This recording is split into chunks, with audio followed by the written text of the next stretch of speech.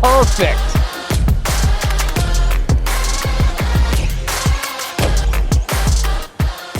What's going on, everybody? Dean here with RC Driver. Hope you're all having a great day. Today on the bench, we've got the Tekno MT48 2.0. This is the newest truck in this series of what I like to call their pro bashers. They've had the MT410 2.0, the SC410 2.0, and now the 48 2.0. It's built on the NT and ET 48 2.0 series of vehicles, but it's built to bash, so let's get under the hood and see what it's all about. All right, let's get started. Like everything from Tekno, the MT48 2.0 comes as a kit and requires a body. I went with a Proline 1972 Chevy C10 long bed body and had Bradley Farmer of Bradley Fine Line Design work his regular magic. As always, he did not disappoint, coming up with a classic looking two-tone style fitting of the early 1970s. Starting with the foundation of the truck, there's a 4mm thick 7075 aluminum anodized chassis that creates for some serious rigidity and stability, stretching the wheelbase of the MT48 2.0 to 336mm compared to only 305mm on the MT48 2.0. And while the chassis is plenty stiff, Tekno offers an aftermarket upper chassis brace to make it even stiffer. The beefy, oversized front bumper is well built and incorporates a front skid plate to help protect the front of the chassis. The 7075 aluminum front and rear shock towers are 5mm thick, so should be well able to handle huge air and big jumps. Attached to each shock tower are narrow adjustable body mounts that allow for a use of many different body styles. Inside the front and rear bulkheads are the same oversized dips as found in the race-bred NT and ET 48 2.0 series of trucks and feature CNC machine and hardened steel, ring, and pinion gears. Finishing out the front drive line, they're universal joints on all four corners with composite front steering knuckles and rear hubs, with 12 by 21 by 5mm bearings and 8 by 16 by 5mm flange bearings. The suspension components are all overbuilt like all things Tekno makes. The inner hinge pins are beyond tough at 5mm thick and fit into steel reinforced A, B, C, and D block hinge pin braces. Being a pro basher, you can upgrade to the same blocks as used on the NT and ET 48 2.0 series that use adjustable pills, so you can even tune this truck. The suspension arms are thick and beefy and feature multiple shock mounting positions and droop screws to set ride height. Outer hinge pins are threaded and utilize 5mm nuts as well. You want to take performance to even another level? You can install aftermarket sway bars on this truck to make it corner nice and smooth. The 16mm big bore shocks on the MT48 2.0, like all Tekno shocks, are ultra plush and have newly updated boots that are even more durable to keep the oversized shock shafts and seals dust and debris free. All four shocks are the same length and have sharp looking blue springs. The center fluid filled diff and motor mount are completely sealed to keep the spur and pinion gears safe from the elements, and the motor mount has several preset positions to make setting gear mesh nice and easy. As we work our way to the back of the MT48 2.0, a pair of rear chassis braces attached just above the rear bulkhead and affix to the chassis on either side of the driveline. The rear bumper, like the front, incorporates a large skid plate to keep the chassis well protected and has a durable wheelie bar for stunts and more. All right, let's go through the running gear. Tekno recommends a steering servo with at least 350 ounces of torque, so I of course had to go overkill with a Spectrum S6495. It comes with an industry standard 25 tooth spline, so I paired it with a Tekno clamping servo horn.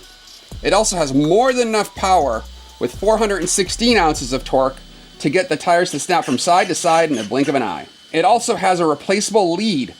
I went with the long pre-installed lead, but it comes with a shorter one if you need to keep the wiring nice and tidy. Speaking of the tires, I went with a set of aggressive Proline Badlands 3.8 inch.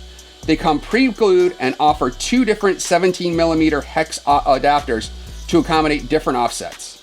Being a monster truck, I went with a wider set of adapters. For the battery, I went with a Spectrum Pro Series 4S 6500 milliamp 120C battery pack. It comes with an IC3 charge adapter, and when plugged into a Spectrum Smart Charger, all the preferred settings are preset.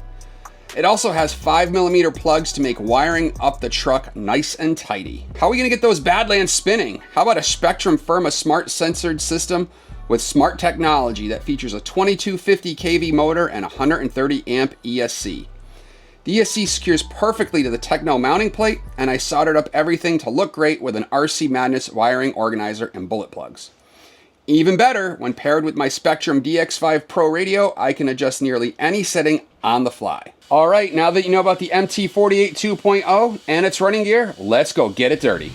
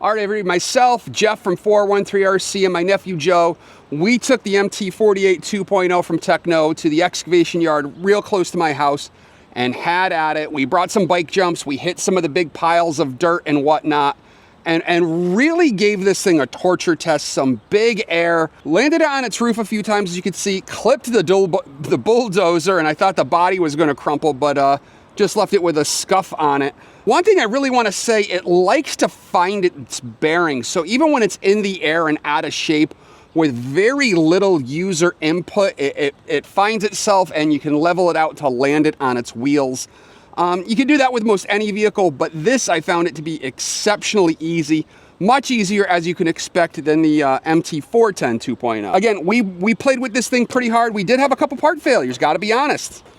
Not sure when and where it happened, but as you can see, plastic shock caps, that popped out right there. Not a big deal. And on that same side, the dog bone, it's a long dog bone, long suspension arms. It's got a pretty big bend to it. So I'm gonna have to get a couple new parts.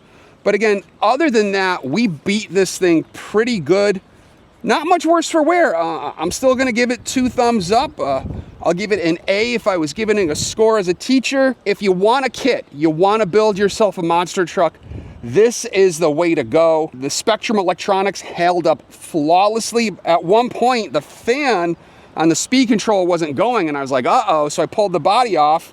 There was a piece of mulch stuck in it. So no fault of Spectrum on that. But again, this thing held up exceptionally well, from perfect controlled with the Spectrum electronics and power. Super durable, you know, yeah, had a little mishap in the back. But if you want a kit to build to go out and bash, this is the way to go. So I want to thank you for watching this video today. Drop us a comment below. What do you think of the MT48 2.0? Are you a monster truck fan? Are you going to consider getting one? Let us know.